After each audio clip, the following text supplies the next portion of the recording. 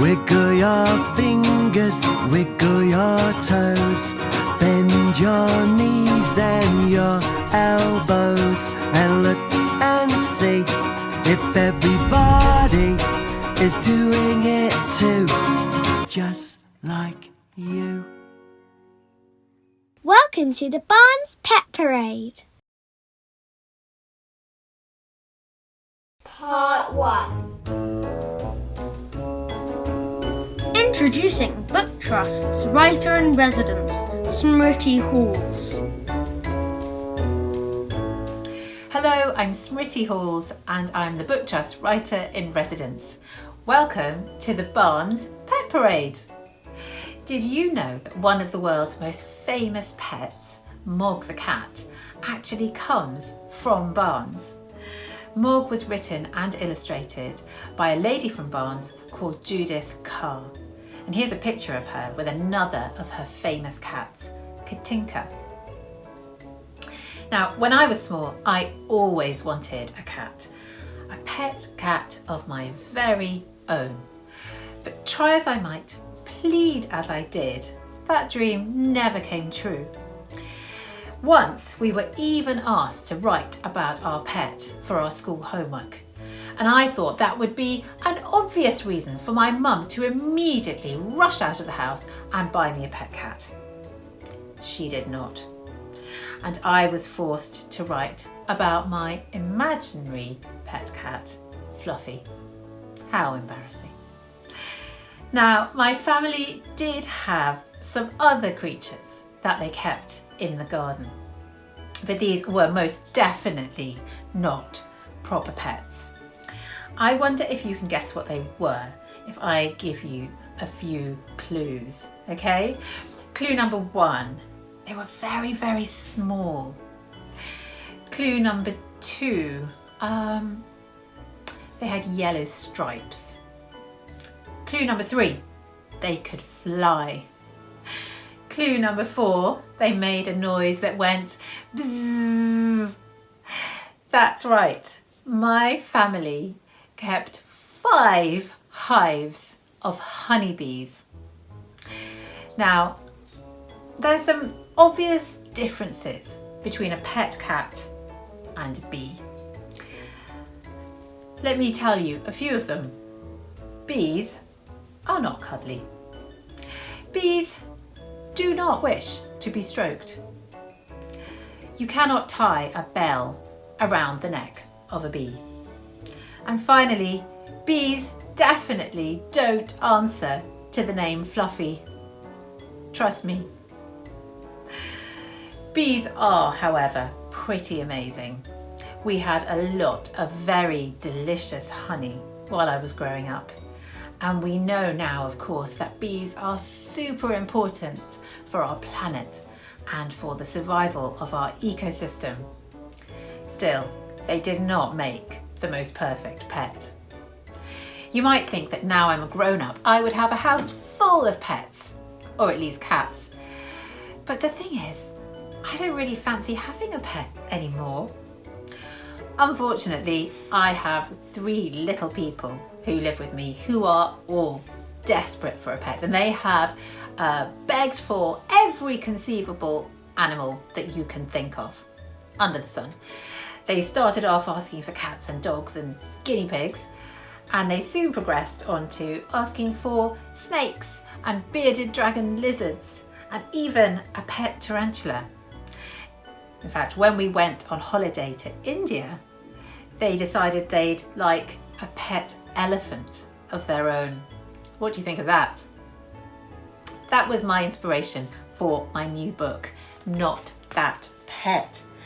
In it, Mabel is desperate for a pet, but no matter which one she picks, it never seems to be quite the right one for her family.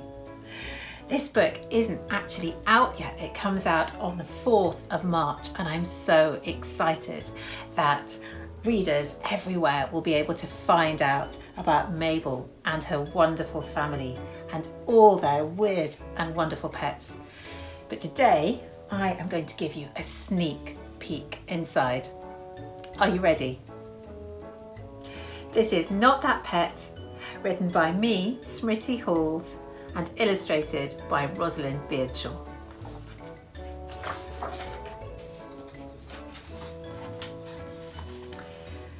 Mabel's family were picking a pet.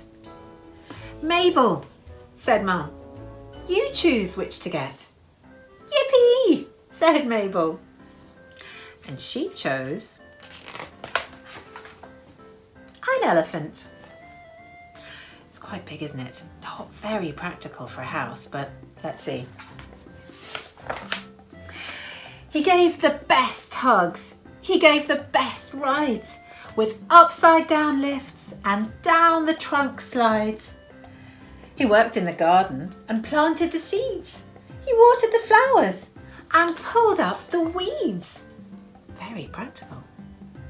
But he trampled the roses and stood on the plums and squashed Mabel's strawberries and sat on her mum. And Mabel's mum squeaked, "Not that pet. Choose something smaller." So Mabel chose ants. The ants were so busy. They marched here and there. They marched through the kitchen. They marched up the stairs. They marched round the bedroom. They marched down the wall. And soon they got lost, for they were so small. Then Mabel's dad started jiggling, for those naughty ants had marched their way into his underpants. And Mabel's dad giggled, "Not that pet. Choose something we can see." So Mabel chose. We'll have to wait and see. I wonder if you've got any ideas about what Mabel chooses next. And I wonder if you can guess whether Mabel actually gets to keep a pet of her own at the end. I'm afraid you'll just have to wait and see. All I can tell you is that the story gets funnier and furrier and hairier and scarier, and there might just be a twist in the tale. It's been lovely chatting with you today, and I hope to see you again very soon for some more stories. Bye for now. Here's Stephen Lenton. Hello and welcome to the Barnes Pet Parade. I am author-illustrator Stephen Lenton, and this is my little doggy, Big-Eared Bobby. Now, we called him Big-Eared Bob because he was inspired by the teddy bear from this book. Do you know this book? Shifty McGifty and Slippery Sam. And inside there is a teddy bear called Big-Eared Bob. He's almost stolen by Slippery Sam off the little Scotty dog. He doesn't. He sees the error of his ways and he doesn't steal anything in the end, does he, Bob? Oh, no. Now, it's quite difficult holding a dog and talking and reading a story at the same time, so I'm going to pop Bob on the floor. We'll see him at the end, won't we, Bob? Yes. And now I'm going to read you a story which also features a little dog, a little Jack Russell. Now, this story is called Octopus Shoctopus, and it's written by Peter Bentley and published by Nosy Crow. So you ready? You're sitting comfortably. If you're there with your pet, make sure they've had a snack and make sure they've got a chew to chew on like Bob has so they don't make too much noise. Now, Octopus Shoctopus starts off in this lovely, sleepy seaside village. And the story goes something like this. One day, we found an octopus had come to live on top of us.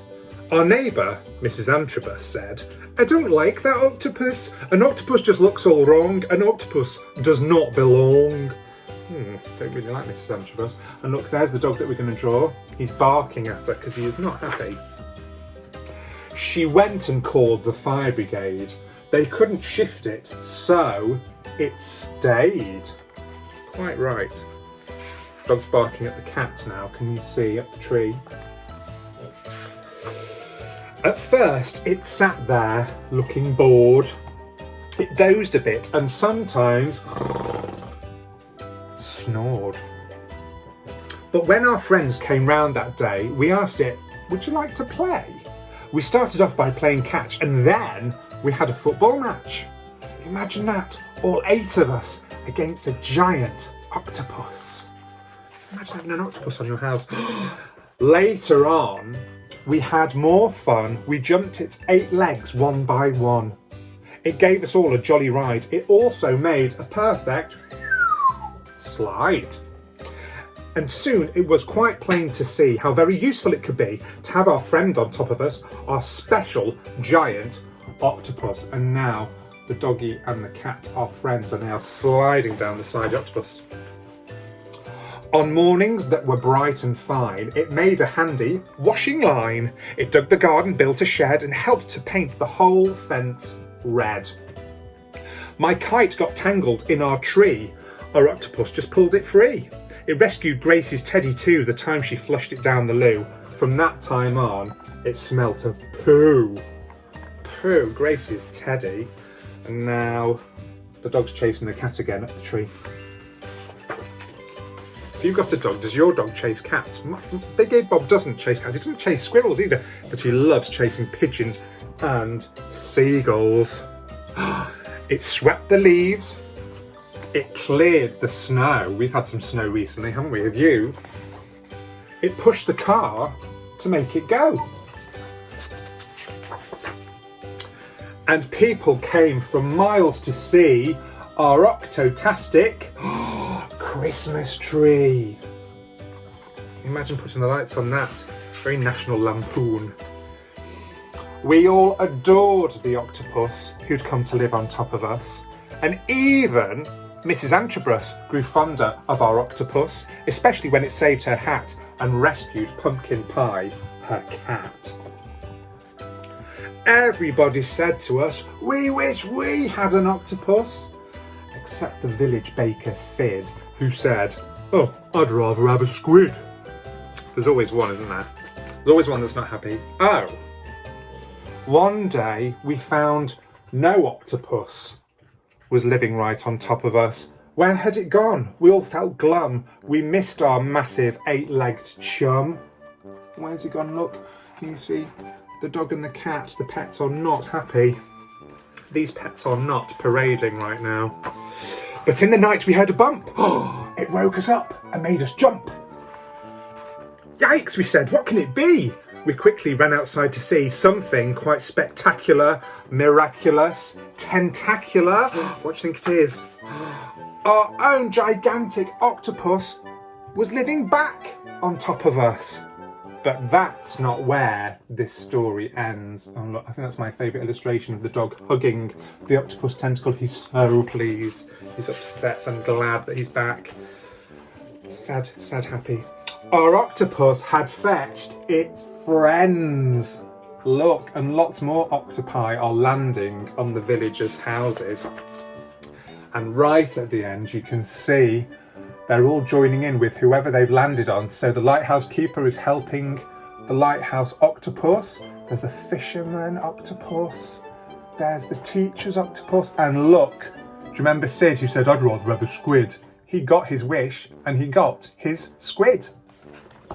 Now, we've followed the little dog story throughout Octopus Shoctopus, the dog and the cat. So you might have a dog and a cat as your pet. Now we're going to draw him. So let's have a go. Get your pens and paper at the ready and let's draw our little doggy. So we're going to start with his nose. Now it's a little triangle like this and we're going to colour it in. Like that. We're going to keep it really simple. Now it's great, as it's a video, you can stop, pause, rewind, etc. Now we're going to give him a little mouth, so it's a stick that comes down from his triangular nose and give him a little smile like that. Now he needs 3 dots either side of his nose, 1, 2, 3, 1, 2, 3. And then he's got 2 dots for eyes as well, 1 dot above his nose and 1 dot there above his nose. Now we need to draw the top of his head, which comes about here. I'm not going to draw all of it because we've got to draw his big triangular ears. So, a bit like his nose, 1 triangle that side for an ear, and then 1 triangle this side. Try and make them match-ish, but it doesn't matter. It's quite tricky to make everything look the same. And dog's ears aren't both the same anyway. Now we're going to draw a line down from the side of his ear and down from the side of that ear as well. Okay, now it's taking shape. We're going to give him little eyebrows as well. Looks quite happy. Now we're going to bring his face down and round a little bit, because then we're going to draw his collar. Okay, now his collar is a straight line like that, really easy, and then a line coming down, and go along again. So it's like a little rectangle. So we've got triangle, triangle, triangle, circle, circle, circle, circle, dot, dot, dot, dot, line, smile, and then we've got his collar. Now a collar needs to have his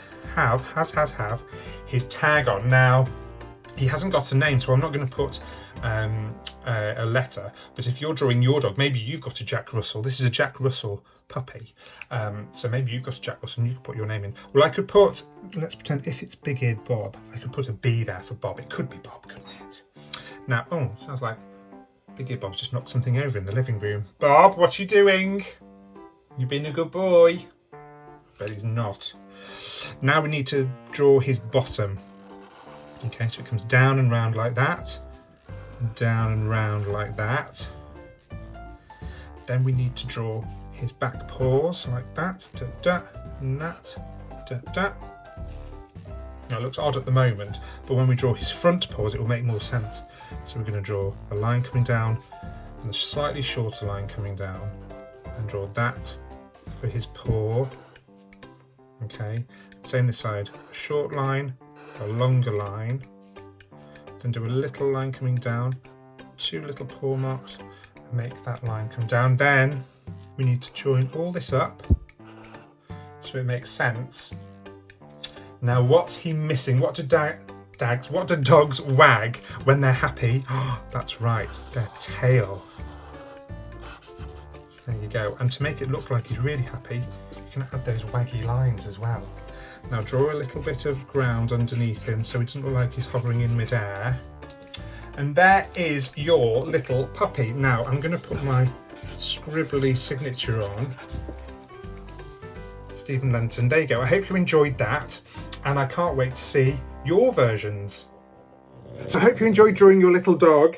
Big-eared Bob is back, and look, he's brought his gigantic octopus that's come to live on top of us, haven't you? It's one of his favourite toys. So I really hope that you enjoyed it, and I can't wait to see your drawings. Please do share them. I'd love to see them on Twitter and Instagram, etc. So hopefully the Barnes Festival will share those. Can't wait to see them, and I will see you very soon, hopefully at the Barnes Festival. Take care, guys. Bye. Here's Sue Hendra and Paul Linnet. Hi, I'm Sue Hendra. Hi, I'm Paul Linnet. Welcome to the Barnes Pet Parade with our dog, Betty. Hello Betty, how are you feeling today, Betty? She looks like she's feeling a little bit sleepy. She is. Well, when Barnes asked us if we would do the pet parade, they also asked us if our little pet, Betty, could do any tricks. And you know she can. She can do a very special trick, can't she, Sue? She certainly can. She can control things with her mind. It's true. Now, I know that sounds very unlikely, but we're going to demonstrate. So, for example, let's say I wanted a nice drink of milk. I could ask Betty if she would bring it to me with her mind. I'm going to demonstrate that now. Betty, are you listening, darling? Good. Would you mind using the power of your mind to bring me a glass of milk? Betty, that's not a glass of milk, is it, darling? That's a bone, darling. No, we don't, not a bone, darling. Okay, let's try that again. Okay. Betty, one more try. Can you try, with the power of your doggy mind, to bring me a pair of shoes, please? Concentrate, Betty. Betty, that's a bone again, isn't it? She's mad about bones. She is. All she wants is bones. Oh, Betty. Sorry about that. It seems like our demonstration hasn't gone quite right. Hey ho, these things happen. Well, Betty has been very busy today, and that's why she's tired. And perhaps that's why the experiment didn't quite go according to plan. Her favourite things to do are, Betty, would you like to tell me what are your favourite things to do? Her favourite favourite things to do are digging holes in the garden and pooping. Apparently, she loves pooping. Funny dog. What else? She likes to hear stories. Oh, let's read her a story. Shall we read her a story? Yes. I think that'd be an excellent idea. And actually, I have one right here.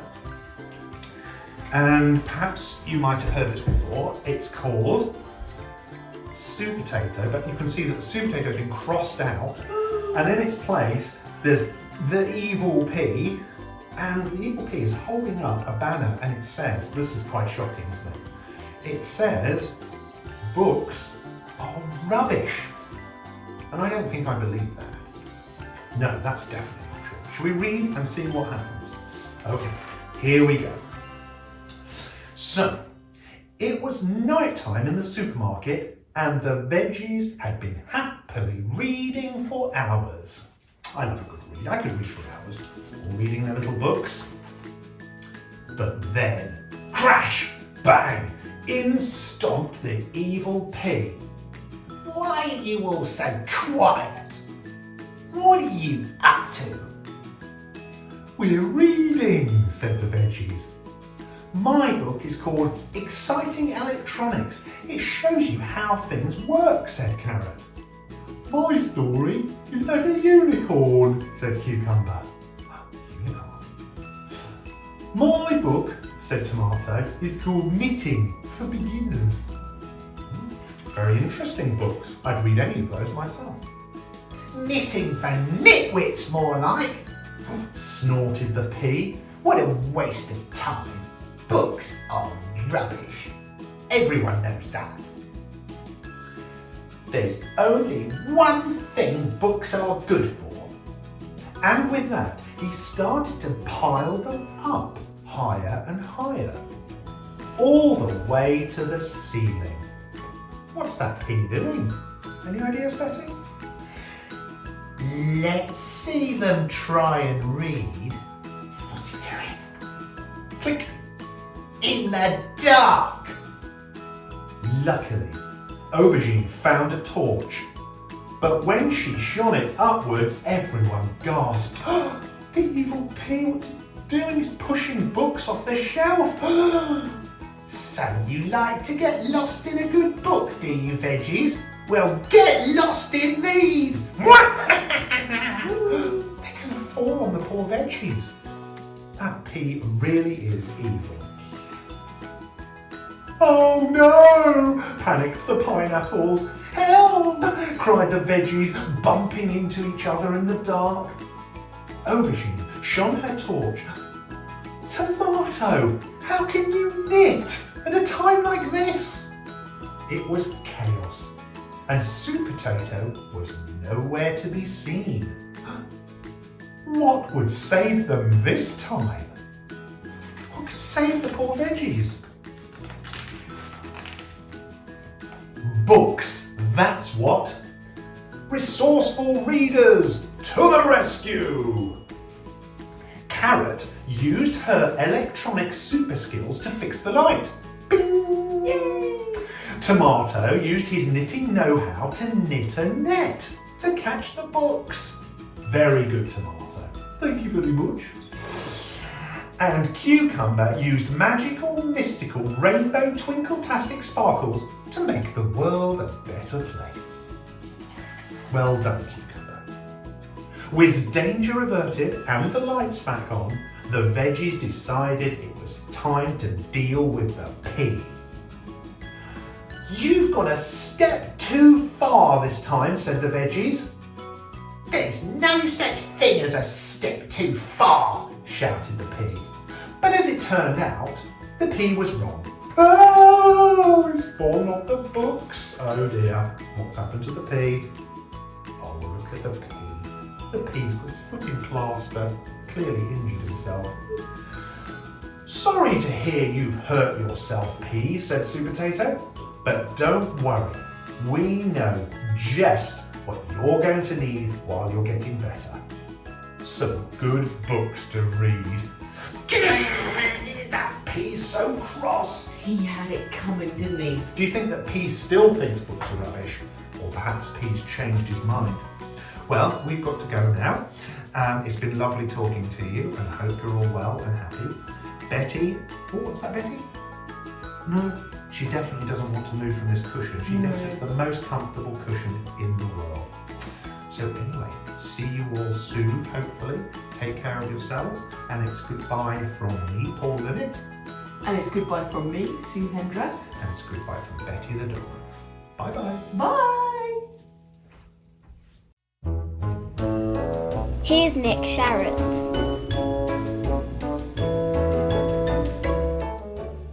Hello, I'm Nick Sharratt. I'm a children's author and illustrator, and I'm really delighted to be taking part in the Barnes Pet Parade. And the pet I'm going to talk about is the pet that we had when I was a little boy. It was a tortoise called Joey. And in fact, I've got a photograph of Joey here. It's a black and white photograph because it was taken a long time ago, and that's me. And that is Joey. We're just making her do a special trick. She's walked up a plank and is going back into her cardboard box. So Joey was actually a girl tortoise, and she had belonged to my dad when he was a boy. So I reckon Joey must have been about at least 35 years old in that photograph. And when my dad was a boy, he and his parents thought that Joey was a boy too when they bought him, but one day she laid an egg, so that's when they found out that Joey was a female. And do you know what? I've drawn quite a few tortoises in books over the years. Let's have a look at some of the pictures I've done. In this book, You Choose Your Dreams, which I worked on with Pippa Goodhart, there is a page of pets, and of course I had to draw a tortoise, didn't I? I drew a tortoise here, very similar to Joey, eating some lettuce. Now I remember that Joey's favourite food was dandelion leaves. She absolutely loved dandelion leaves, but this tortoise is eating some lettuce, which is just as good. And in this book that I wrote, called Mouse Moo's House, there is a tortoise in its own house, which is its shell. Here we are, right at the end of the book. There it is. There's a nice big green tortoise. And it's saying something like, life's simple when you've got a shell, which I guess it would be. And then in this book, Dear Fairy Godmother, which was written by the fantastic Michael Rosen, I got to illustrate this book, and in it is a letter. It's all about letters, this book, and in it there's one letter from the tortoise, who's having a bit of a problem because he's got to do a race with the hare. Do you know the story of the tortoise and the hare? It's a good story. Anyway, do you know what happens? I'm going to lift the flap and we can see that actually, can you see who's going to win the race with a bit of advice from Fairy Godmother?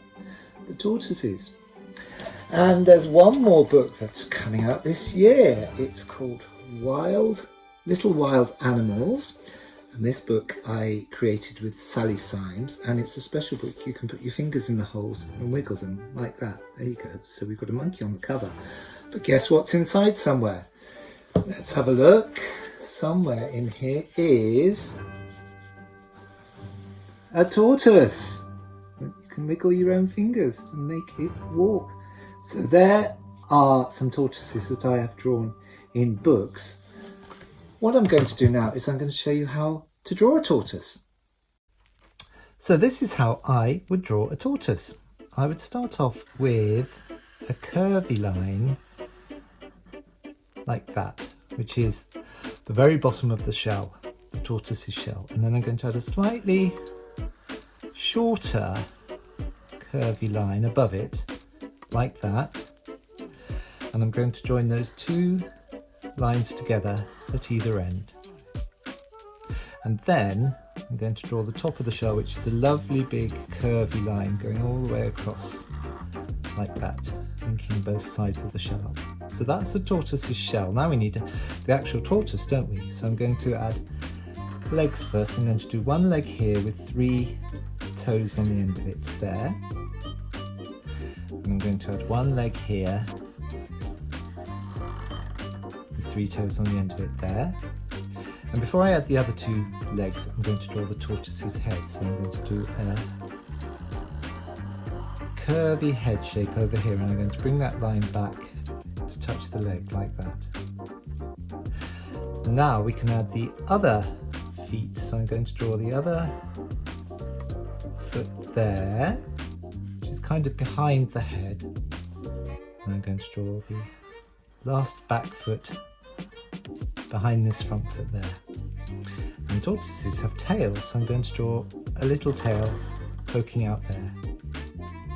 Now let's give our tortoise a nice face. So 2 eyes, 2 little nostrils, and a big wide smile like that. And now I'm going to divide the shell into sections because a tortoise's shell is made out of different bits. So I'm going to draw 1, 2, 3 lines in the rim of the shell. And then from each of those 3 lines, I'm going to draw a line going up. 1, 2, 3 lines going up. And on the top of these lines, I'm going to draw 2 more lines, almost like the roofs of houses. 1, 2, 3, and 1 more little roof there. Okay? And then finally, I'm just going to go to each of these points, and I'm going to draw 1 more line going right up to the top of the tortoise's shell. So that's the tortoise in black and white.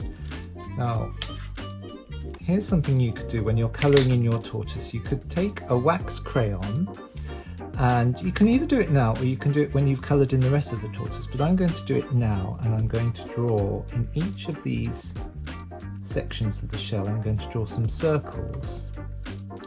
I'm using a sort of a goldeny brown colour, but you could use whatever colour you like.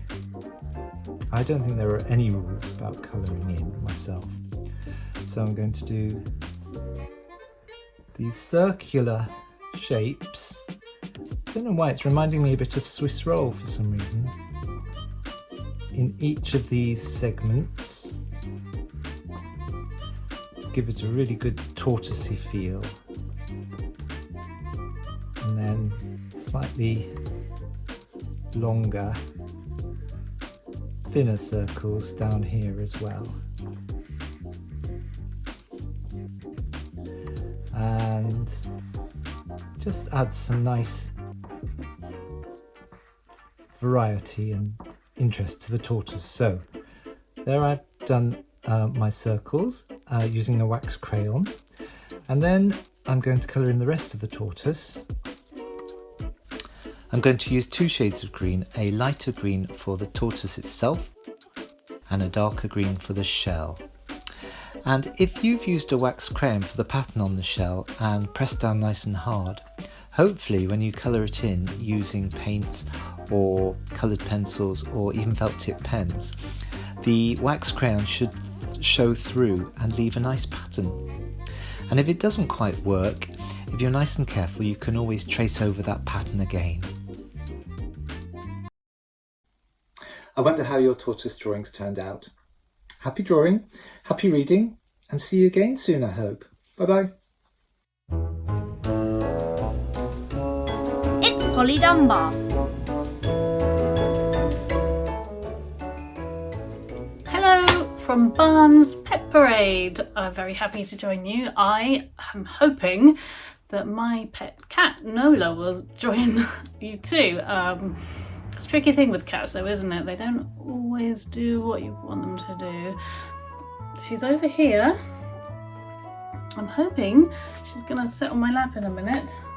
No, Nola, come and meet everyone. What do you think? Shall I go and get her? Anyway, once I've introduced you to Nola, I'm going to read you this book, which is called Something Fishy, and it's about a cat.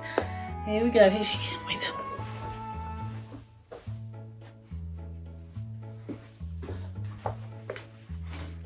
Here she is. Isn't she nice? Oh, was that a kiss? I always think that cats kiss with their nose, or maybe they'd give me a good sniff. Anyway, does anybody know what kind of cat this is? She's got a special name. She is called a ragdoll cat. And I think they're called ragdolls because they're sort of super floppy. But she can be quite fierce too sometimes. Thank you for joining us. Say hello. Okay. So that's Nola. And this is a book. And underneath the dust jacket, the bit on the front, is a great big fish. That's because the cat in the book wants to eat a great big fish. So here we go, something fishy. Hello, I am a cat, and like all cats, I love fish. This is my family. I love them too. They give me lots of fish.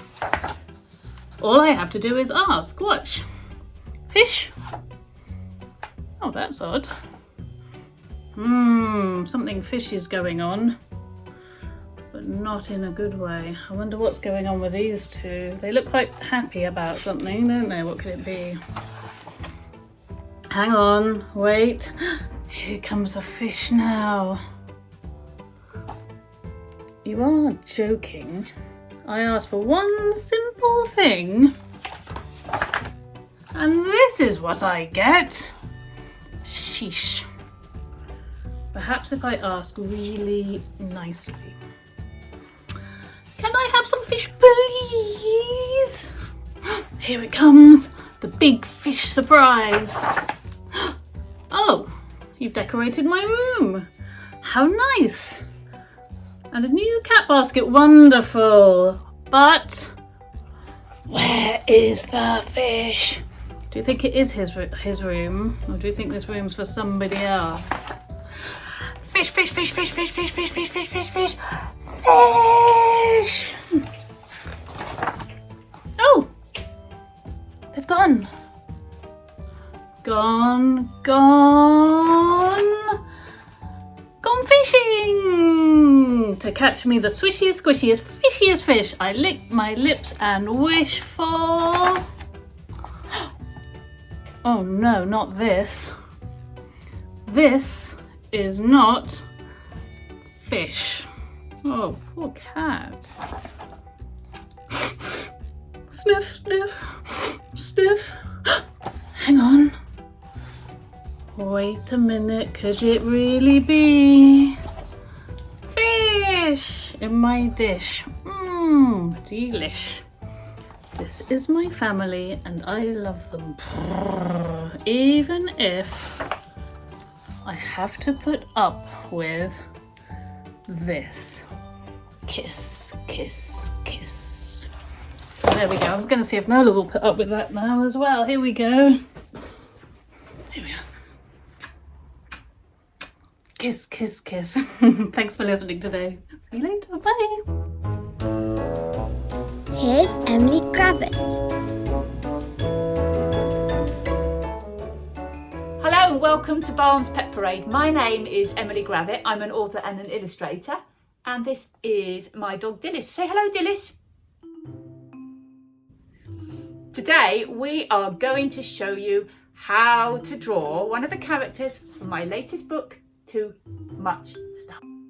All you are going to need is a pencil, a rubber, a black felt tip pen, and possibly a blue or green crayon. Right, let's get started.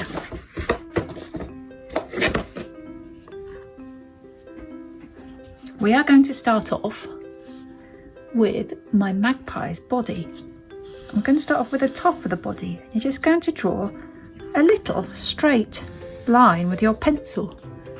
Can you see that? And then we're going to make the front end like a little round bit like that. And we're going to curve down and straight back up again. So it's almost like a sort of triangle. Can you see that? Most drawing is all about simple shapes. So that is already our bird's body. And then we're going to draw some tail feathers. One of them is going to come out in a line with that like that. This is a draw along video, but if I'm going too fast for you, all you need to do is stop the video and catch up. And another one. You can do 3 if you want, or even 4 if you want.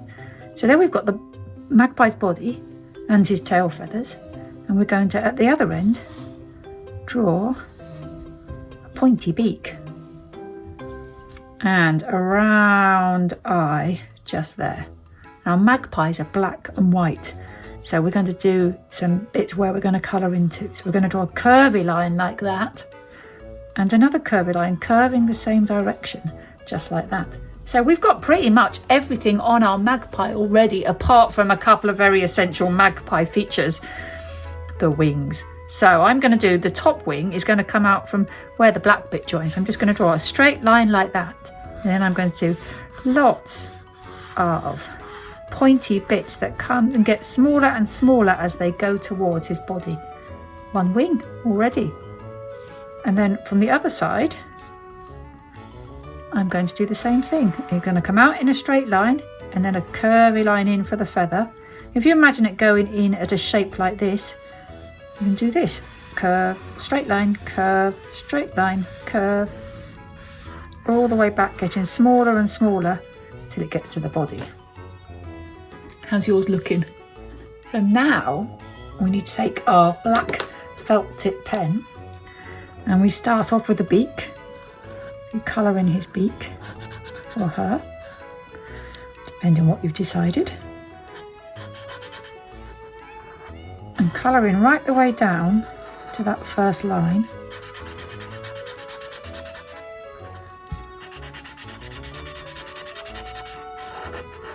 There we go. And then I'm going to do the same on the bottom bit. And the same for the tail feathers, except I'm just going to leave, I'm going to colour in most of the tail feather, and then I'm going to leave just a little white spot because I'm going to put the colour crayon in there.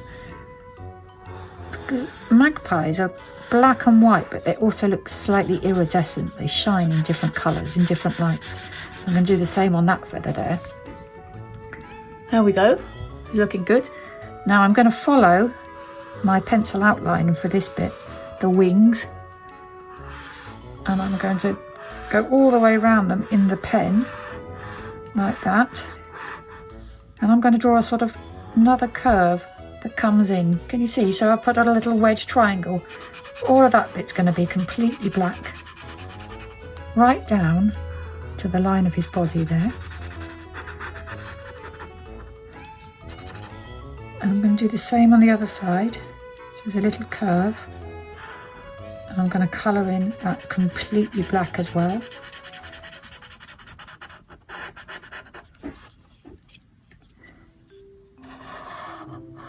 And then I'm going to do the feathers.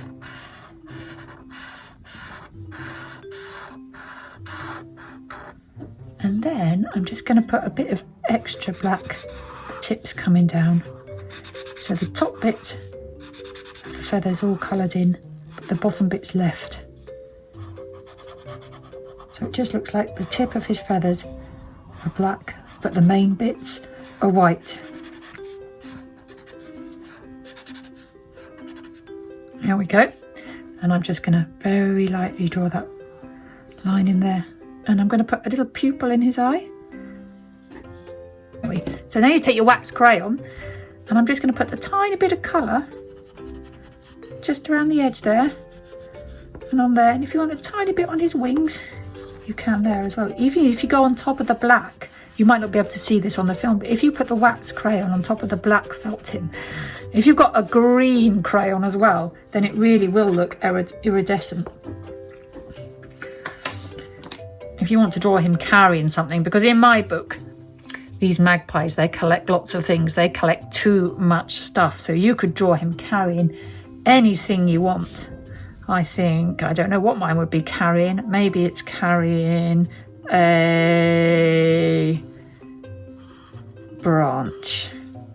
But you could put anything in there. Something that belongs to you, maybe.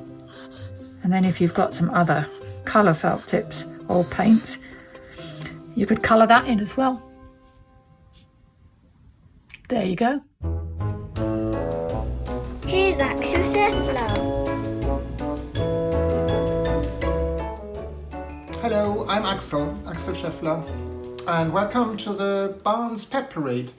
I don't really have any pets, but in my house there are 5 that don't really belong to me, so I'm not really in charge of them. And 2 are cats and 3 are chickens. The cats live in the house, the chickens live in the garden in a little cage. So one of them is here, Mimi, and we got the cats about 5 years ago. And because the house had a cat flat, so we needed cats for that. And they live their very independent lives, like cats do. Sometimes they are cuddly and say hello, sometimes they come and visit me in my studio. But apart from that, we don't see much of them, and they spend a lot of time, like all cats, they spend a lot of time sleeping, just sleeping. So we find them in all kinds of strange places. And Mimi and Cashew, who you're going to meet in a minute. Cashew is a male, they are brother and sister. Mimi has got very nice white socks and a white chest, which you might not be able to see at the moment. And Cashew has got this strange habit of ignoring me all day, but he comes in the morning to say hello to me, usually at around between 4 and 5 o'clock in the morning. He comes, jumps onto the bed and says hello. So he wakes me up, which is a nice thing, but maybe not at that time of the night. So yeah, these are my cats, or our cats I should say, not my cats at all. So this one is Cashew, who's named after a French licorice, which is completely black as well as he is. And that's the brother of Mimi, and most of his time he spends asleep on our bed, I think, during the day, or other strange places. So I'd like to introduce to you our chickens. Strictly speaking, they're not my chickens, they're my daughter's chickens, and I only eat an egg occasionally, and I'm not in charge of feeding them. But today I'd like to introduce to you Polly, Colette, and Billy. And yeah, there are 3 chickens, and I'm going to let them out of their cage now, so you can see them properly. Hello. So there they are. That's Billy coming out first. We're going to give them some corn.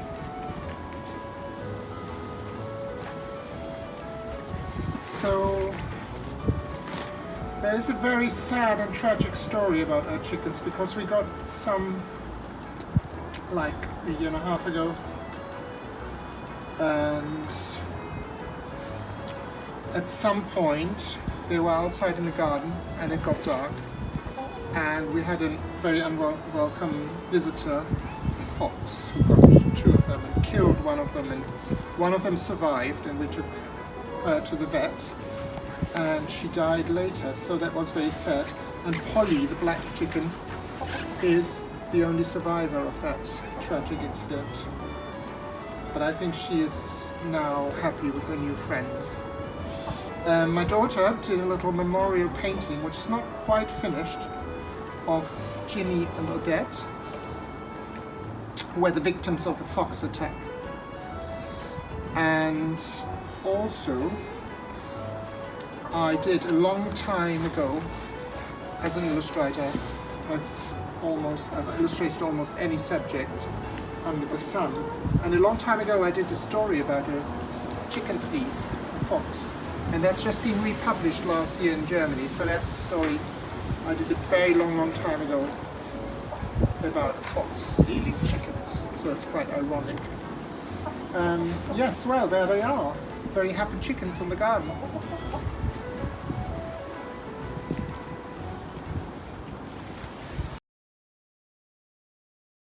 Our houses often feel a bit like a squash and a squeeze because we have to stay inside at the moment, and I thought I'd do a little drawing for you today. So this is the scene where the cow is causing havoc in the house by dancing on the table. I'm not very good at drawing cows. I find them really hard to draw, but if there's a cow in a story, there's no way around it really. So there's a cow, And the cow is dancing a jig on the table.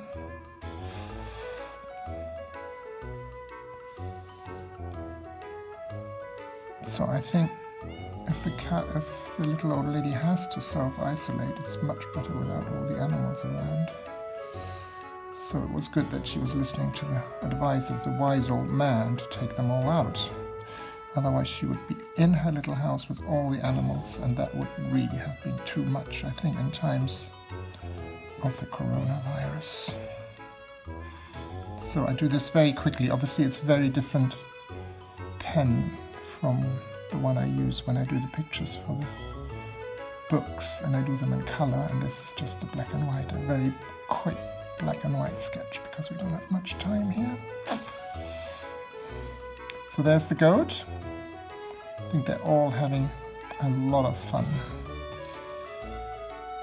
Except the little old lady, she's not so happy about what's happening because all her good teapots and everything is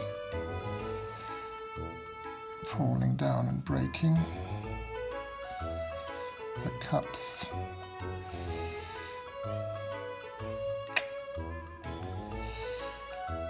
And also the hen is making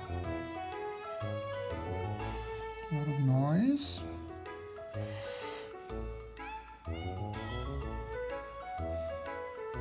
Flapping its wings, jumping about.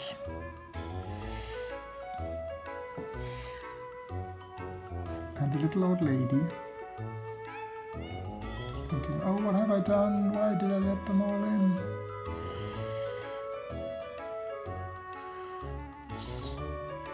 Hands are almost as difficult as cows to draw. Help! What's going on in my wonderful house?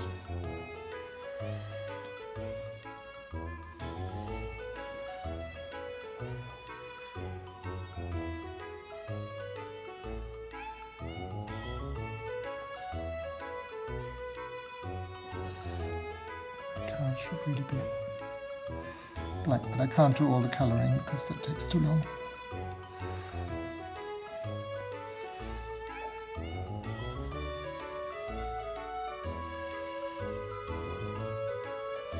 So that's a very fast version of a squash and a squeeze. Thing is falling over.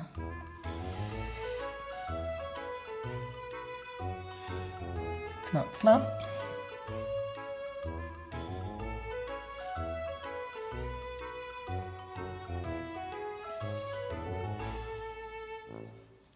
There's my picture. Here's Vere.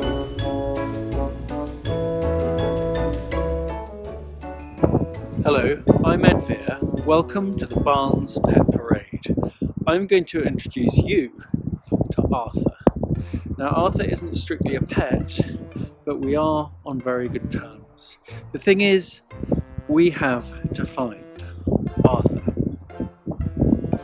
Now, where is Arthur? Arthur, are you here? Arthur? Is he up in the tree? Is he hiding? No, wait, I can hear a rustling between the leaves. Here he is, Arthur. Hello, Arthur. Arthur is a squirrel, my friend, and he has agreed to sit as still as he can so we can look at him for a moment and try and remember what he looks like, because we are going to draw Arthur. So look how good he is, sitting still, eating a nut, which is what squirrels do. Okay, yes, I see how his legs go and his eyes. And wait a minute. Oh, Arthur's going too. So how do we draw Arthur? We will start, I think, with a pair of circles. And why don't we draw a couple of lines like this. and colour them in. And then a straightish line down like that, and another one like this. And you'll see why in a moment. Then we're going to draw a line like this, and up here, sort of tufty ear, and here, another one. This line goes down here. I haven't drawn Arthur many times, so work it out as we go along. We go down here, and we put in a little nose, and he's looking quite suspicious, which is very usual for him, because he's carrying here something he doesn't want anybody else to get. He's got a little acorn, so we'll draw an arm here, and a little paw, and another one. This is grabbing onto it, and then finish off the acorn. That goes like that, a line across like this, little stalk, and his arm comes round. Now then, let's have a think. We're going to make him like this. Okay, so we draw a line down like this, and just his leg is sitting down, which is 1, tummy, the leg, 2, and what else do we need? We need a big fluffy tail like this.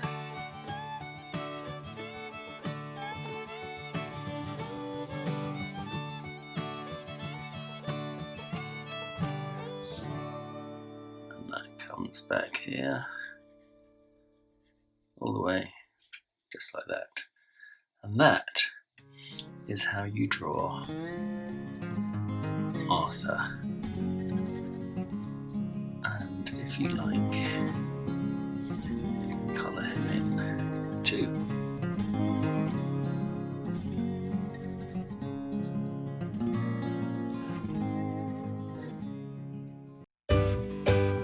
This is the end of part 1. Don't forget to vote for your favourite pet, and you could win a box of books for your school.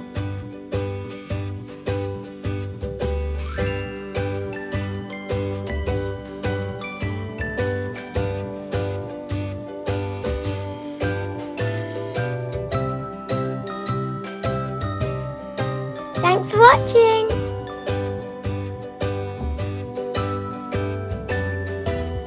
We'll be back soon.